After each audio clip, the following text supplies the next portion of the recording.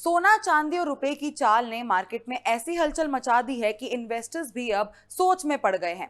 कहीं गोल्ड की चमक फीकी पड़ती नजर आ रही है तो कहीं सिल्वर में बढ़ती सख्ती ने ट्रेडर्स की धड़कनें तेज कर दी हैं। क्या ये गोल्ड बंदी की शुरुआत है या फिर सिल्वर पर सरकारी टाइटनिंग का बड़ा सिग्नल? नमस्कार, मैं हूं पूर्वी और आप देख रहे हैं मार्केट टाइम्स टीवी। पिछले कुछ दिनों में गोल्ड, सिल्वर और रुपी में एक बहुत अलग तरीके का मोमेंटम देखने को मिला है। एक तरफ एक्सपर्ट साफ कह रहे हैं कि फिलहाल गोल्ड में नई बाइंग से बचना चाहिए, तो दूसरी तरफ सिल्वर पर रिस्ट्रिक्टेड ब्रैकेट लगने से मार्केट में कई बड़े सवाल खड़े हो गए हैं।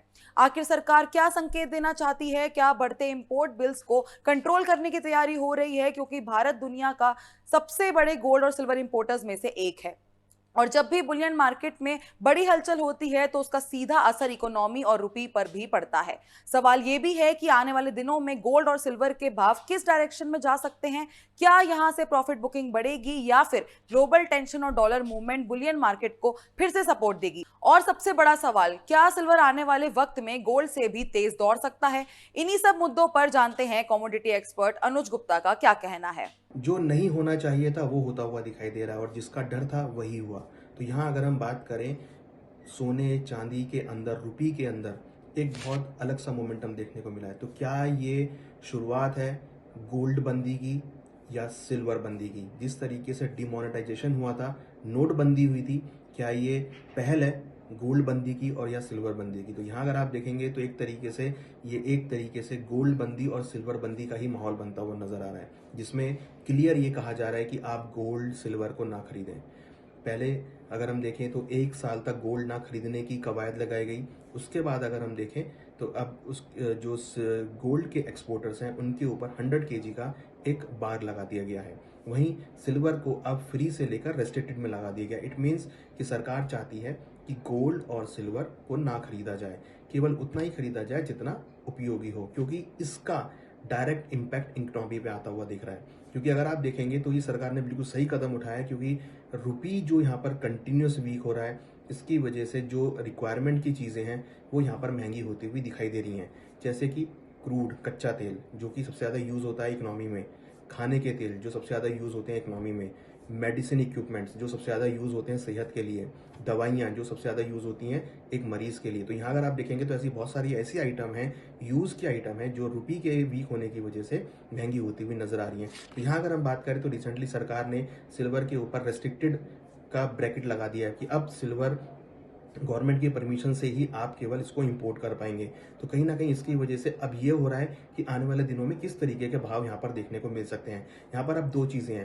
अगर हम डोमेस्टिकली बात करें तो सिल्वर की सप्लाई शॉर्ट होगी, जिसकी वजह से भावों में तेजी देखने को मिल सकती है। मगर दूसरी तरफ क्योंकि भारत सबसे बड़ा इंपोर्टर है गोल्ड और सिल्वर का, तो अगर भारत इंपोर्ट नहीं करेगा तो वैश्विक बाजार में जो माइंस हैं वहां पर डिमांड कम होती हुई नजर आएगी, जिसकी वजह से हो सकता है कि इंटरनेशनल मार्केट में भाव गिरते हुए नजर आए। हमने ये देखा भी है, इंपोर्ट ड्यूटी लगने के बाद डोमेस्टिक मार्केट में भाव बढ़ गए थे, मगर सडनली गोल्ड सिल्वर के भावों में इंटरनेशनल मार्केट में गिरावट आती हुई नजर आई।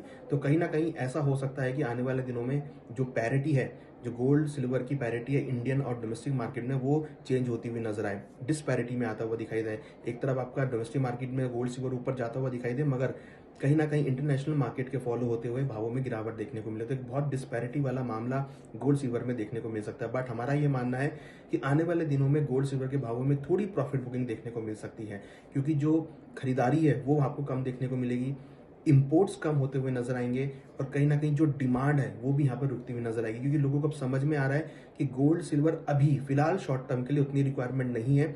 हो सकता है कि आगे चलकर डिमांड बढ़े तो ये आपको सपोर्ट आता हुआ दिखाई दे। हमने देखा था लास्ट टाइम पे अगर आप देखेंगे तो जिस टाइम पर अंग्रेज युद्ध के टाइम 1965 के आसपास अगर आप देखेंगे तो जब युद्ध के टाइम पे अमेरिका ने हमको खाद्यान्न देने से मना कर दिया था, तो वहां पर फिर एक दिन के फास्ट की बात की गई थी।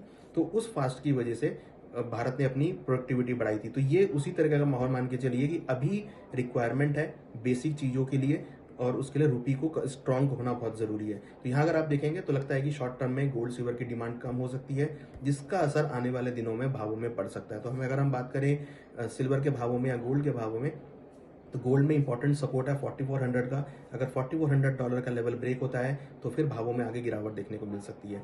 सिल्वर में जो सपोर्ट है वो $70 का है। $70 अगर ब्रेक होता है तो फिर सिल्वर के भावों में आपको गिरावट देखने को मिल सकती है। तो अगर हम बात करें ओवरऑल गोल्ड सिल्वर के भावों में एक मिला जुला कारोबार देखने को मिल रहा है फिलहाल अभी, मगर अगर प्राइस सपोर्ट ब्रेक करते हैं तो गिरावट हो सकती है। और जिस तरीके से डिमांड कमजोर देखने को मिल रही है, अगर हम बात करें फिजिकल मार्केट में डिमांड कमजोर है तो उससे भावों में प्रेशर देखने को मिल सकता है। हालांकि रुपये में जो गिरावट है वो डोमेस्टिक मार्केट में गिरावट को रोकती हुई नजर आएगी। तो ये थी एक्सपर्ट की राय, यानी फिलहाल बुलियन मार्केट में कदम फूंक फूंक कर रखने की जरूरत है। गोल्ड में ऊपर के लेवल्स पर प्रेशर देखने को मिल सकता है, जबकि सिल्वर में वोलेटिलिटी और तेजी दोनों बनी रह सकती है। डॉलर की चाल, क्रूड ऑयल की डायरेक्शन, ग्लोबल टेंशन और रुपये की मूवमेंट, ये सब आने वाले दिनों में बुलियन मार्केट का मूड तय करेंगे। फिलहाल इतना साफ है कि मार्केट अब सोच समझकर कदम बढ़ाने वाले फेज में एंटर कर चुका है। मैं हूं पूर्वी, आप देखते रहे market times TV. This program is co-powered by IFFCO, सहकार से समृद्धि।